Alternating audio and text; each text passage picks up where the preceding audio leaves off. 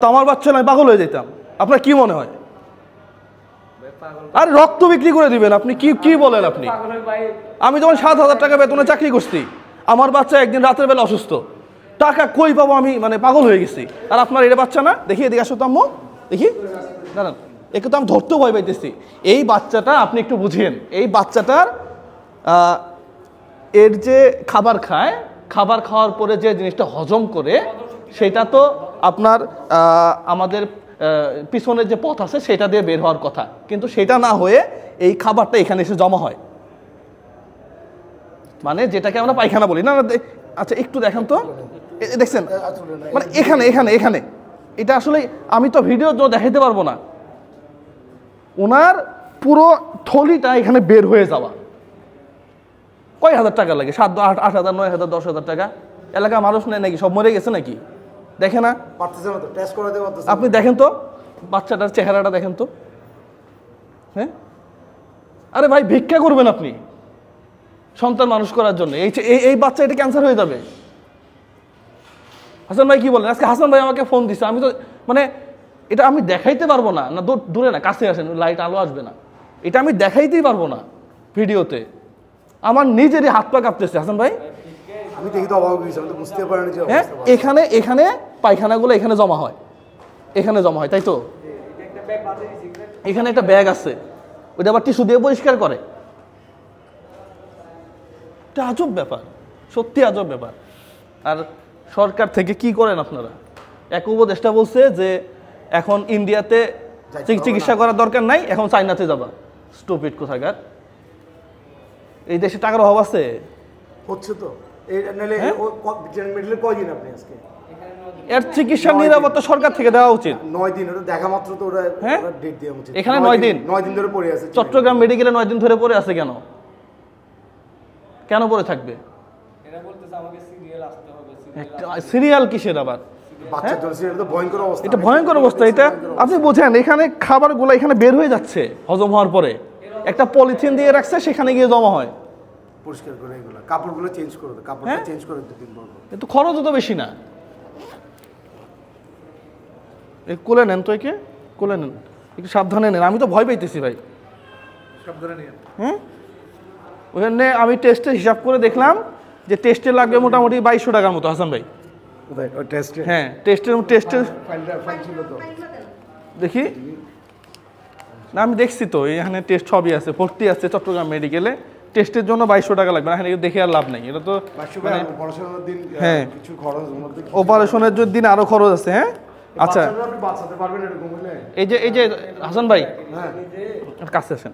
এই যে টুকটাক কাজ করি এই বাচ্চাটার এখানে 5,000 টাকা আছে। হ্যাঁ, এই 5,000 টাকা দিয়ে উনি ওই যে ওষুধ এবং টেস্ট যেগুলো আছে, হ্যাঁ, এগুলা করে নিবে। হ্যাঁ, পাশাপাশি 1, 2, 3, 4, 5, হ্যাঁ, এখানে আরো 5,000 টাকা আছে। এই 5,000 টাকা অপারেশনের সময় মনে হয় লাগবে, ডাক্তার বলছিল। হ্যাঁ, তাহলে 5,000। হ্যাঁ, শুনেন, ওই যে খায়া ফেলায়েন না, খায়া না ফেলে কালকে থেকে প্রয়োজনে সাইনবোর্ড একটা লাগে, আমি সাইন করে দিব যে বেন মেসে 001 বলছে যে আপনার ভিক্ষা বৈধ। বাচ্চাটারে অন্তত মানুষ ইয়া করেন। আর টাকা যদি আরও লাগে হাসান ভাইরে বলবেন, প্রয়োজন হইলে টাকা আরও দিব। তারপরে বাচ্চাটা সুস্থ হয়ে এখান থেকে চলে যাক। ঠিক আছে, বাবার মতো বাবা হন। 10,000 টাকা কোনো ঘটনাই না ভাই। আপনি কি বুঝান আমাকে? আপনি সচেতন না। কিসের হাত পাততে পারবেন না? না না, আপনি পারবেন না কেন? আর হাসান ভাই, বাচ্চার জন্য মানুষ কান্না করে ভাই। কি বলেন? বাচ্চার জন্য হাত পাতবেন না তো কার জন্য হাত পাতবেন? আপনি নিজের জন্য হাত পাতবেন? আরে বাবা, এখানে ভিতর থেকে বের হয়ে পায়খানা এখান দিয়ে পড়তেছে। আচ্ছা, তাহলে আপনার অপারেশনের ডেট কবে দিবে? রিপোর্ট কমপ্লিট করে হাসান ভাইকে জানাবেন। হ্যাঁ, ওই আপুর মাধ্যমেই তো, আপুকে জানাবেন, আপু ওনাকে জানাবে। আপনি অপারেশনটা করার পরে যেদিন যাবেন সেদিন আমাদেরকে ফোন দিবেন, আমরা এসে আপনাদেরকে বিদায় দিব। ঠিক আছে?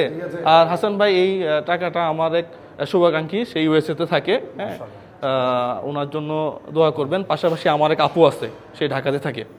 হ্যাঁ, ওনার মা মারা গেছে, তো ওনার জন্য দোয়া করবেন আর কি। হ্যাঁ, আর আপনি এটা করেন, প্রয়োজনে লাগলে আরও দিব আর কি। আপনি অপারেশন ডেট পড়লে আমাকে জানাবেন। হুম। অপারেশন হওয়ার পর জানাবেন, যারা কিছু লাগে সাপোর্ট পাবেন ভাই দেখে। Support পাবো, কিন্তু হ্যাঁ। বাচ্চা চিকিৎসা বন্ধ করবেন না, ভয়ানক অবস্থায় বাচ্চাটা ভাই বাঁচাতে আসলে পারবেন না। আমি টিকতে না পারি আপা এখানে ভর্তি করে। আর না না আপনার সমস্যা আছে, বুঝতে পারতেছি ভাই দেখে আপনার আরো সিরিয়াস হইতে হবে বাচ্চা নিয়ে। মানে বাচ্চার জন্য পাগল হয়ে যায়, বাচ্চা হয় না। কি কোন আপনি? 2টা বছর ঘুমাইতে পারি না, আর সত্যি বলতে আপনি কি বলবো, আমি প্রতি রাত বাচ্চার বয়স 2.5 বছর ভাই, বেশি না। 2.5 বছর এখানে মানে অপারেশন করার কথা ছিল আরো 6 মাস আগে মনে হয় না? 2 মাস আগে লেট করে ফেলছে আরো। কেননা এর হজম শক্তি কম, প্রত্যেক আধা ঘন্টা 1 ঘন্টা পর পায়খানার ব্যাগ হয়। তো ঠিক আছে, তাহলে আপনি এটা দিয়ে আপাতত কাজটা কমপ্লিট করেন, পরবর্তীতে দেখব। ঠিক আছে আপু, আপনি একটু খোঁজ রাখিয়েন হাসান ভাইয়ের সাথে কথা বলে আপনি এটা জানায়েন আর কি। তো ঠিক আছে তাহলে হাসান ভাই চলেন। ওকে ভাই। আমি এগুলো দেখতেই পারবো না, আমার আসলে খুব খারাপ লাগে। পাশাপাশি সরকারি ব্যবস্থাপনাগুলো ঠিক করেন, চিকিৎসা হচ্ছে মৌলিক অধিকার। তো আপনি যদি আমার এই চিকিৎসা নিরাপত্তা না দিতে পারেন, তাহলে এই সরকার গঠন করার দরকার কি? আওয়ামী লীগ আসলে কি, আর বিএনপি আসলে কি, আর জামাত আসলে কি? সবগুলা চরিত্র তো একই দেখতেছি। খালি বেগম পাড়ায় বাড়ি বানাইলে তো হবে না, সবার আগে চিকিৎসা নিরাপত্তা। জীবন না থাকলে আর দেশ থেকে লাভ কি? এই দিক দিয়ে একটু খেয়াল রাখবেন। সবাই ভালো থাকবেন, সুস্থ থাকবেন। আসসালামু আলাইকুম ওয়া রাহমাতুল্লাহ।